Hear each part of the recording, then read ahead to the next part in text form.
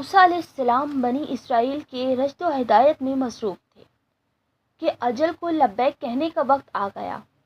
بخاری اور مسلم میں حضرت ابو ہریرہ رضی اللہ تعالی عنہ کی حدیث ہے کہ رسول کریم صلی اللہ تعالی علیہ وآلہ وسلم نے فرمایا، جب حضرت موسیٰ علیہ السلام کی وفات کا وقت قریب آیا تو ملک الموت ان کی خدمت میں حاضر ہوئے اور کہا، اے موسیٰ، اپنی رب کی جانب سے پیغام اجل قبول کر لیجئے۔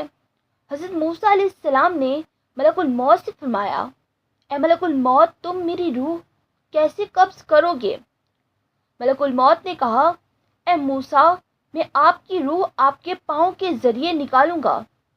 حضرت موسیٰ علیہ السلام نے فرمایا، اے ملک الموت، میں اسی پاؤں سے جبل طور پر اللہ تعالیٰ سے ملاقات کرنے گیا تھا، تم میرے پاؤں سے میری روح کیسے نکالو گے؟ ملک الموت نے کہا، اے موسیٰ، میں آپ کی روح آپ کی آنکھوں سے نکالوں گا۔ حضرت موسیٰ علیہ السلام نے فرمایا، اے ملک الموت، انہی آنکھوں سے میں نے اپنے رب کا دیدار کیا ہے، تم میری آنکھوں سے میری روح کیسے نکال سکتے ہو؟ ملک الموت نے کہا، اے موسیٰ، میں آپ کی روح آپ کے منہ کے ذریعے نکالوں گا۔ حضرت موسیٰ علیہ السلام نے غصے میں آ کر کہا، اسی منہ سے میں نے اپنے رب سے کلام کیا ہے، تم اسی منہ سے میری روح کیسے نکالو گے؟ ملک الموت نے دربار الہی میں عرض کیا، یا الہی، تیرا بندہ موت نہیں چاہتا۔ اللہ تعالیٰ نے ارشاد فرمایا، اے ملک الموت، تم میرے بندے سے جا کر کہہ دو کہ وہ کسی بیل کی کمر پر ہاتھ پھیریں، اس کے ہاتھ کے نیچے جتنے بال آئیں گے میں ہر بال کے بدلے ان کو 1 سال کی عمر عطا کروں گا۔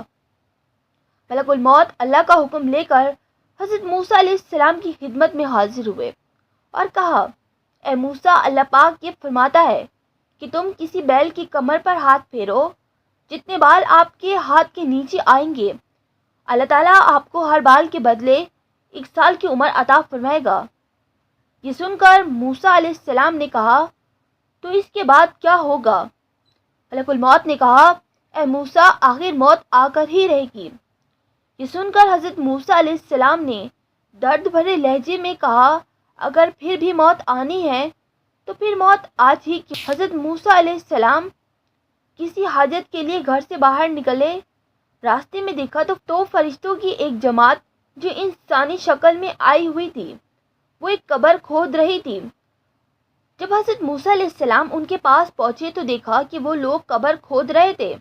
قبر کو دیکھ کر حضرت موسیٰ علیہ السلام نے کہا، یہ قبر کتنی پیاری لگ رہی ہے۔ ان لوگوں نے کہا، اگر آپ کو پسند ہے تو آپ لیٹ جائیں۔ جیسے ہی حضرت موسیٰ علیہ السلام اس قبر میں لیٹے تو ملک الموت نے اللہ تعالیٰ کے حکم سے آپ کی روح قبض کر دی۔